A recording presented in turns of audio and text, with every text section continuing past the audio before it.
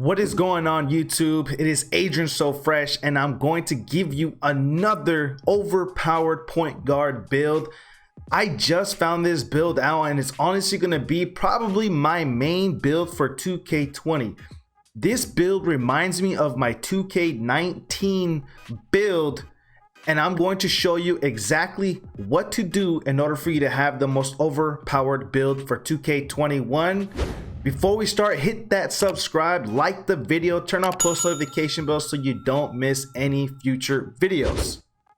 All right, so the pie chart that you're going to choose is honestly probably going to be one of the best pie charts for 2K21, unless they come out with even more pie charts when the game releases, but I personally don't think that they will. So this pie chart is going to be the playmaking and slashing pie chart, and if you just look at the stats off the rip, it is already a deadly pie chart, but I'm going to be tweaking it just enough so you get the most badges and the best attributes for your build.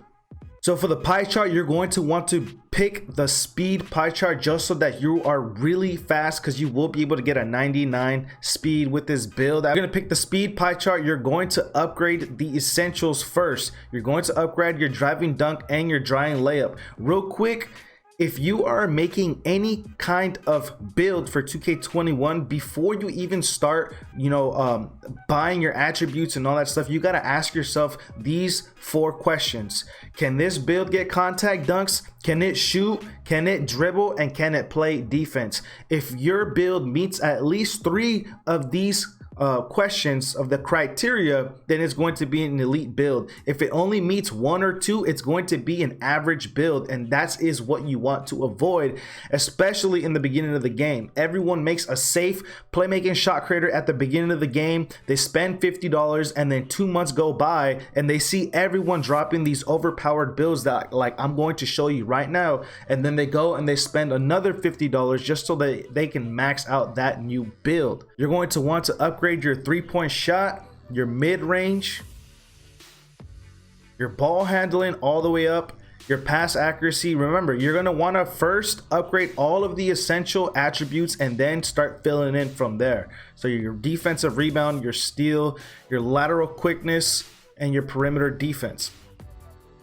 All right, so right now off the rip, you will have 8, 1, 22, 6, but you still have 76 attributes remaining.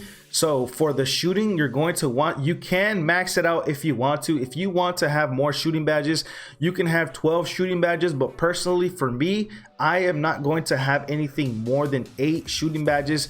And the reason why is because quick draw is no longer in the game, so I don't need that many shooting points to put for quick draw.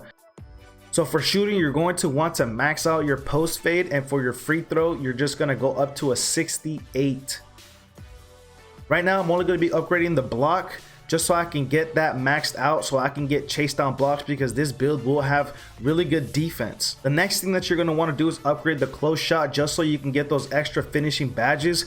I personally believe that you don't need any more than 9 finishing, but since this is a Hall of Fame slashing build, anywhere between 8 and 11 is perfect. Anything more is just personal preference, but for now, you're just going to upgrade the close shot to 13 finishing badges, which is going to leave you with 13 finishing, 8 shooting, 22 playmaking, and 7 defensive badges. I personally don't really care about having 22 playmaking badges. I feel like I only need 20. So what I'm going to do is I'm going to knock some back of pass accuracy, and I'm going to try to get 8 defensive badges.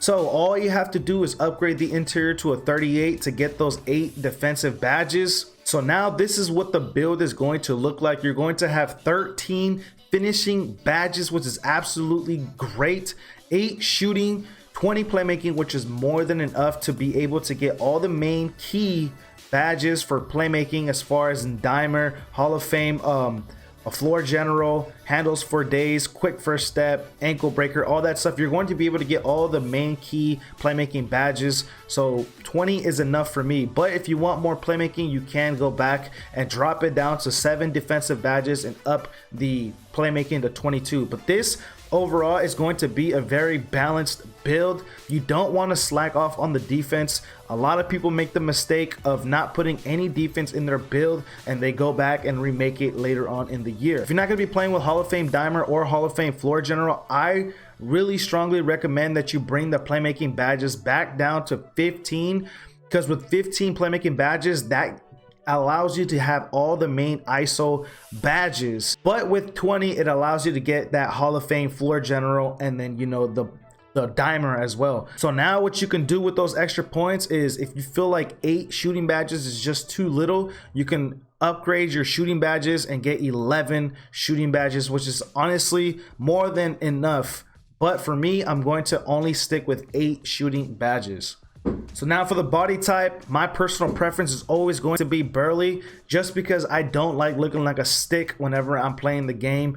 I like to be looking beefy. I like to be looking like I'm gonna bully you all over the court. So that is the reason why I pick burly. So now for the height, if you want to have a small guard, basically this is going to be the BP build as last year, except we're just going to have a little bit less of a shooting, but you can adjust that with your wingspan. I don't like to be 6'3". I like to be minimum 6'5", because I like to be a bigger player on the court. And like I said, everyone makes a 6'3" safe build at the beginning of the game, and then they, in the middle of the year, they go back and then they make their player taller, because they know that the height does make a huge difference. That 6'6" is going to be even better. If you know that you're going to grind to a 98 at least, or a 99, which I know I'm going to be a 99 most of the whole year, I'm going to go with 6'6", just because everyone's going to make 6'3", 6'4" guards. That's going to be majority of the people that are going to make it. So I'm going to have a huge advantage over those players that play against me. So now for the weight, you're going to want to go minimum weight. Just regular wingspan is going to be the best for this particular build. If you're more of like an inside scorer and want to get contact dunks off the rip, then what you can do is you can max out your wingspan, or just go one before max, so that way you get the contact dunks right off rip, because you will get an 85 contact dunk. So as you can see, you can get each and every single takeover. You can get slashing, playmaking, shot creator, and lock takeover. My personal preferences is going to be either lock down takeover or the slashing. I personally would just go with slashing, because slashing is always crazy every single year, especially that badge. But if you know that you're going to want to, you know, be a defensive threat, then you might want to go with the lock, just so you can get those extra steals, because your steals is going to go up to 87 with this build. So that is going to be the video. Don't forget to hit that subscribe, like, leave a comment, let me know what you think of the video. Don't forget to hit those post notification bells, and I'll see you on the next video.